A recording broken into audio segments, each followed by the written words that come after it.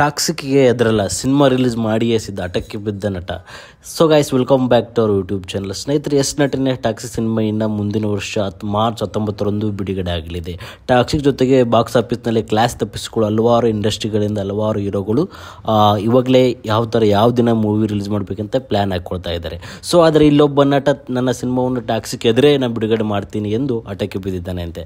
So ಅದವರು ಯಾರಲ್ಲ, ಅಡವಿ ಶೇಷ್ ತೆಲುಗಿನ ಜನಪ್ರಿಯ ನಟ. ಇದೀಗ ಅಡವಿ ಶೇಷ್ ಡಕೈಟ್ ಹೆಸರಿನ ಸಿನಿಮಾದಲ್ಲಿ ನಟಿಸಿದ್ದಾರೆ. ಆ ಮೂವಿಯನ್ನು ಅವತ್ತೇ ನಾವು ರಿಲೀಸ್ ಮಾಡ್ತೀವಿ. ನಮಗೆ ಟಾಕ್ಸಿಕ್ ಅಂದರೆ ಯಾವುದೇ ಭಯವಿಲ್ಲ, ಟಾಕ್ಸಿಕ್ ಇಂದ ಯಾವುದೇ ಸಮಸ್ಯೆ ನಮ್ಗೆ ಆಗುವುದಿಲ್ಲ, ನಮ್ಮ ಮೂವಿ ಗೆದ್ದೇ ಗೆಲ್ಲುತ್ತೆ. ಸೊ ಯಾವುದೇ ಭಯವಿಲ್ಲ ಅಂದರೆ ಇಷ್ಟೊಂದು ಕಾನ್ಫಿಡೆಂಟಿಂದಾಗಿ ಹೇಳಿದ್ದಾರೆ ಸ್ನೇಹಿತರೆ. ಸೊ ಈ ಮೂವಿ ಏನಾಗ್ಬೋದು ಅಂತ ಕಮೆಂಟಲ್ಲಿ ತಿಳಿಸಿ. ಇದೇ ನಾವು ಒಂದು ಉದಾಹರಣೆ ಎಕ್ಸಾಂಪಲ್ ಹೇಳ್ಬೇಕಾದ್ರೆ, KGF ಚಾಪ್ಟರ್ 1 ರಿಲೀಸ್ ಆದಾಗ ಅದರ ವಿರುದ್ಧ ಶಾರುಖ್ ಖಾನ್ ಅವ್ರ ನಟನೆ 0 ಸಿನಿಮಾ ಬಿಡುಗಡೆ ಆಗಿತ್ತು. ಸೊ ಅವಾಗ ಏನಾಯಿತು ಅಂತ ಎಲ್ರಿಗೂ ಗೊತ್ತು ಸ್ನೇಹಿತರೆ.